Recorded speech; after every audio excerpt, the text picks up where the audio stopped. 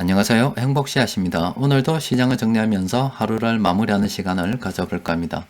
오늘 우리 시장은 코스피는 0.02% 상승 마감했고, 그리고 코스닥은 0.59% 하락 마감했습니다. 시장 수급에 조금 특이 사항이 있는데, 오늘도 개인 투자자들이 코스피 그리고 코스닥 엄청나게 순매수를 많이 했습니다. 최근 들어서 이 개인 투자자들이 우리 시장 주식을 많이 매수하고 있죠. 차트와 수급 분석표를 통해서 좀 더 자세하게 들여다보면은, 일단 외국인 투자자들은 이 코스피에서 한 11월 달부터 해가지고 계속 물량을 모아가고 있는 중입니다. 이는 외국인 투자자들이 앞으로 시장을 긍정적으로 바라보고 있다, 이렇게 생각해 볼 수가 있겠죠. 그런데 개인 투자자들 역시 최근 들어서 이만큼이나 많이 매수를 했어요. 개인들이 해가 바뀌니까 앞으로 좋아질 것이다 보고 긍정에 베팅하고 있다, 이렇게 볼 수가 있겠습니다. 또 그리고 코스닥 같은 경우도 보면은 이렇게나 지금 많은 순매수를 하고 있습니다. 또 그리고 개인들이 코스피, 코스닥 주식을 이렇게 매수하고 있는 것은 부동산 시장 영향도 있다고 봅니다. 지금 부동산 시장 같은 경우는 대출 규제가 많잖아요. 그렇게 되다 보니까 조금 흐름이 지지부진해졌습니다. 그래서 부동산이 이렇게 좀 재미가 없다 보니까 이거 안 되겠다 싶어서 돈을 갖다가 주식 시장으로 들고 오는, 그럴 수도 있겠습니다. 일단 대출 관련해서 좀 더 자세하게 들여다보면은, 일단은 2022년 올해 있잖아요. 그 단연코 시장에서 가장 큰 화두라고 뽑는다면 금리 인상이 될 가능성이 크겠죠. 그동안 돈을 많이 풀었는데 이걸 그대로 놔둘 수는 없는 노릇이고 회수를 해야 됩니다. 이미 우리나라 같은 경우는 금리 인상을 통해서 회수를 하고 있는 중이죠. 미국 같은 경우도 한 3월 이후 한 4월 경부터 시작해서 기준금리를 올릴 수 있다라고 보는데, 그렇게 보면은 이제 본격적으로 금리 인상에 대한 이야기가 계속 나오겠죠. 이렇게 금리 인상이 먼저 앞으로 치고 나가게 되면은 뒤따라오게 되는 문제들이 있습니다. 일단은 뭐 채무 불이행이 되겠죠. 일단 국가적으로 보면은 신흥국에 채무 불이행이 있을 수가 있고요. 또 그리고 우리 국내에서 보면은 이 가계 또 그리고 기업의 채무 불이행 문제가 생길 수가 있습니다. 그러니까 파산의 위험이 올 수가 있다, 이 말이죠. 또 그리고 이 신흥국 외환 위기는 단순하게 그 국가의 채무 불이행이 아니라 이 어느 국가가 지금 좀 위험하잖아요. 위험해지면은 이 국가에서 여러 가지 공급하는 물량들이 있을 수가 있습니다. 그러니까 이 국가가 어려워지면 이 경제가 원활하게 돌아가지 않기 때문에 이 물량 공급이 또 원활하지 않을 수가 있습니다. 이거는 곧 공급망 이슈 문제로 또 불거질 수가 있습니다. 자꾸 꼬리에 꼬리를 물고서 여러 가지 문제들이 계속 발생이 될 수가 있는데, 일단 그 선두에 있는 것은 금리 인상이다라고 볼 수가 있겠습니다. 이미 우리나라 같은 경우는 금리 인상을 하고 있죠. 하고 있고, 오는 1월 14일이 되면은 다시 기준금리를 올릴 수 있다, 이런 기사들이 나오고 있습니다. 그리고 당국에서, 금융당국에서 계속 대출을 쪼다 보니까 이미 이 주택거래 그리고 뭐 부동산 시장은 영향을 받고 있는 그런 모습이 보입니다. 따라서 앞으로 금리는 뭐 계속 오를 거고, 국내적으로 본다면은 가계부채, 기업부채 반드시 문제가 될 수밖에 없겠죠. 오전 시황을 통해서 정리해드린 대로 우리가 멀리 보게 되면 우리 살아생전에 우리나라 가계부채 또 그리고 이 우리나라 이 국가부채, 이거 큰 문제가 될 수가 있습니다. 제가 볼 때는 시기는 뭐 알 수 없습니다만은 우리 살아생전에 우리 뒤통수를 크게 한 방 때릴 수 있는 IMF와 같은 큰 산이 되지 않을까 싶습니다. 저거 반드시 뛰어넘어야 됩니다.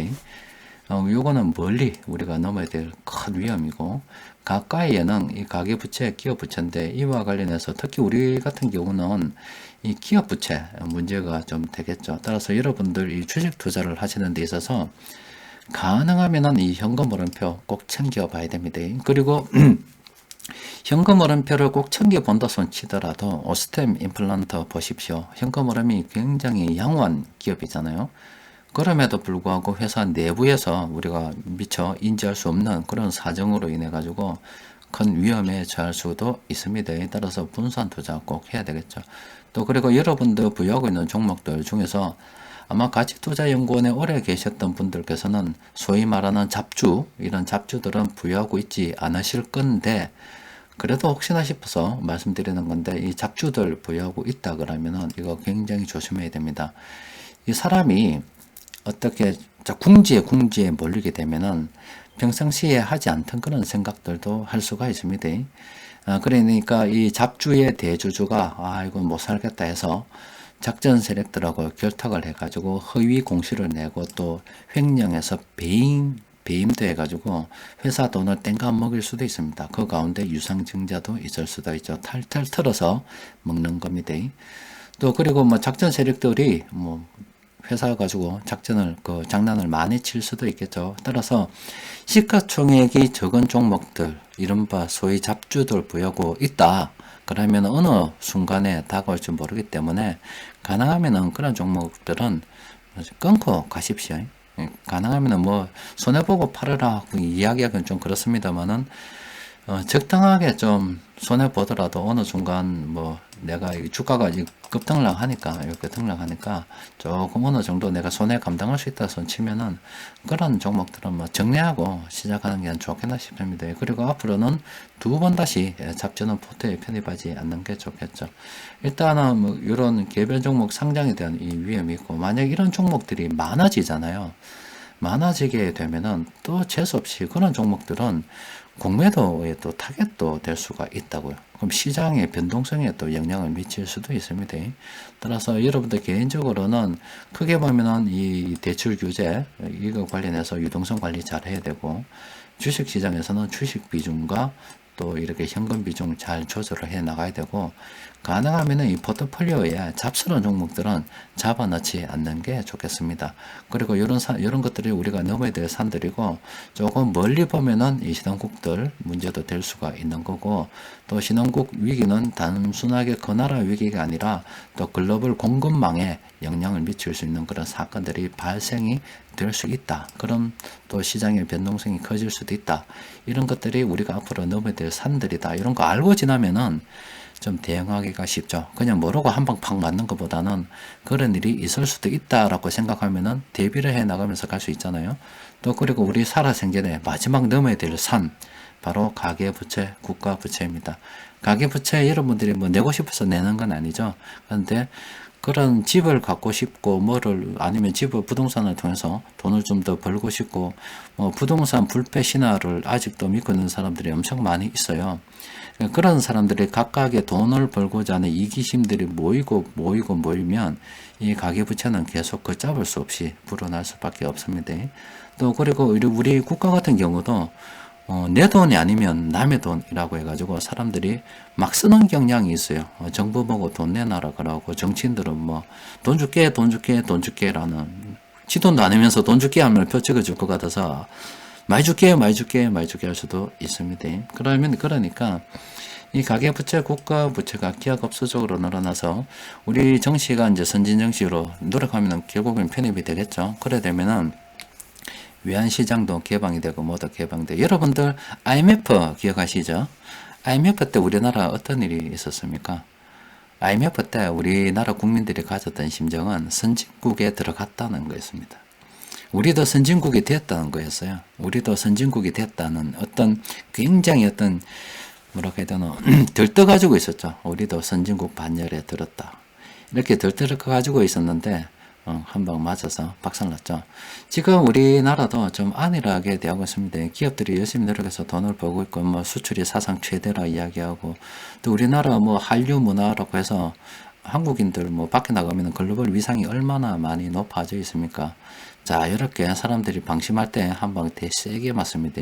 그런데 어떤 세게 맞을 빌미가 없으면 괜찮죠. 때릴 빌미가 없는데, 그런데 지금 우리나라 외환보유고도 충분하고 뭐 잘 나가고, 밖에 나가면 한국인들 여권 파하고 엄청나고 뭐 이할 때 속으로는 골마 터지고 있죠. 가계부채가 엄청나게 많고, 또 그리고 국가부채, 정치인들 미쳤습니다. 국민들도 미쳤어요.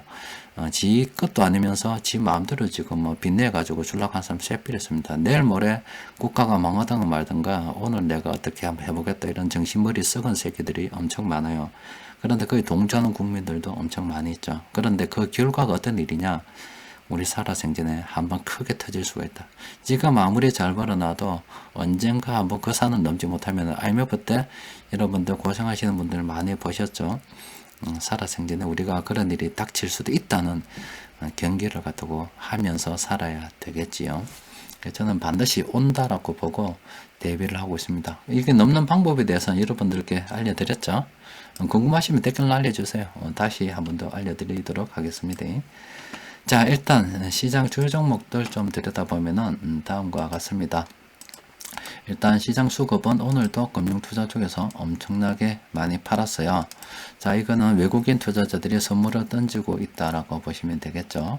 이 새끼들 지 맘대로 한국 시장 벌써 이렇게 가지고 노는데 선진 정시로 한번 가보세요. 어떻게 되냐면 외환 시장까지도 가지고 놀고 주식 시장까지도 가지고 놀고 시장 엄청나게 가지고 놀겠죠. 그럼 시장의 이 등락이 엄청 커집니다. 예.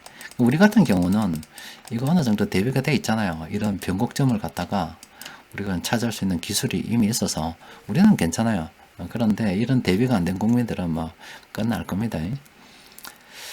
참 세상 무섭게 돌아가고 있고 불행의 씨앗이 빵빵 싹 트고 있습니다. 그런데 그걸 느끼고 있는 국민들이 몇 명 되겠어요. 제가 볼 때 정신 못 차리는 국민들이 새삐렸기 때문에 반드시 온다 라고 보죠. 오늘 세력들이 매수한 종목들은 세 종목입니다. 별로 없으니까 살펴보도록 합시다. 일단 GS건설 같은 경우는 지금은 오늘 샀으니까 이렇게 검색이 됐는데 지금은 어찌게 되겠노? 이거 보니까 어찌게 되겠노? 이때라면 좀 사야 된다 판단할 수도 있겠고 이때 되면 팔아야 된다 판단할 수도 있겠는데 지금은 어찌게 되겠노? 무작위는 가만히 있어야지. 이거 들고 지금 사야 되겠습니까? 팔아야 되겠습니까? 아무것도 아니죠. 들고 있는 사람은 들고 있겠고, 있으면 좋겠고, 뭐, 괜히 신규로 들어갈 필요는 없죠. 자, SOL 같은 경우는 요거는 조금 긍정적으로 봐도 돼요. 왜 그러냐면은, 일단은 기본적으로 숫자가 좀 남아있죠. 그리고 외국인 투자자들이 물량을 그대로 들고 있고, 그리고 요 9만원이 참 중요한 가격이 되어버렸죠.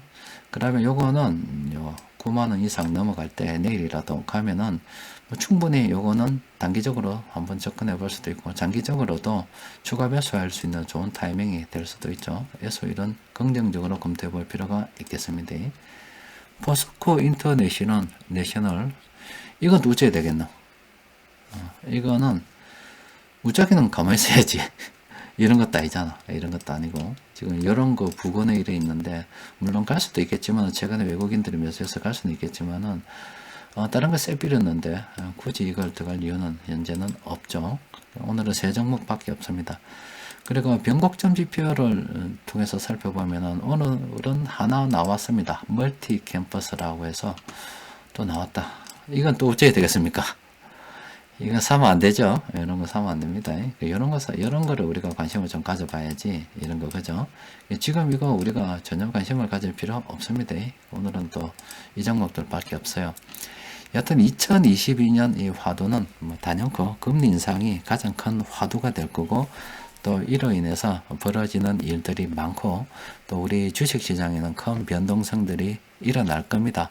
또 그런 산들을 여러분들하고 또 잘 타고 넘어야 되겠죠. 그리고 지금 이런 산들 잘 타고 넘는다 하더라도 항상 마음속으로 이래 염두하고 계셔야 될 부분이 가계부채, 국가부채에 대해서는 여러분들이 꼭 생각을 하고 계십시오. 또 그리고 그런 국가부채에 대해서는 제가 아무도 뭐 신경을 쓰지 않는 그런 분위기고 정치인들이 계속 나눠준다는 분위기고 또 국민들도 나눠주면 표를 찍어주니까 정치인들이 그런 소리를 하죠. 만약에 국민들의 인식이 돈 나눠준다면 막 개끌듯이 나가가지고 댓글로 조지던 거 미친 새끼하고 욕을 해대서 하면은 정치인들이 과연 그런 소리를 할 수 있겠습니까? 절대 못하죠. 저 새끼 정신병자 아이가 이런 식으로 가면은 절대 못하죠. 그런데 돈 좀 준다 하니까 국민들이 헤헤 이라거든. 헤헤 이라거든. 그렇기 때문에 그런 국민들이 많으니까 정치인들이 막 그래야 되는 거죠. 근데 그게 누적되고 하면은 이 글로벌 투기 세력들이 약한 곳을 파고듭니다. 약한 곳을 파고들어서 국민들이 막 들떠있을 때 가계부채, 국가부채를 문제 삼아서 국가 신용등급을 바바바박 떨어뜨리면 우리 한국 자빠지는 거는 쉬운 일입니다. IMF 때 여러분들 국가 자빠지는 건 구경해 봤잖아요. 이거 뭐 순식간에 자빠집니다. 그냥 어제 다르고 오늘 다르고 그냥 뭐 하는 순간 버버벅 엎어집니다. 그런데 여러분들이나 저나 이미 나이 나면 많이 됐잖아요.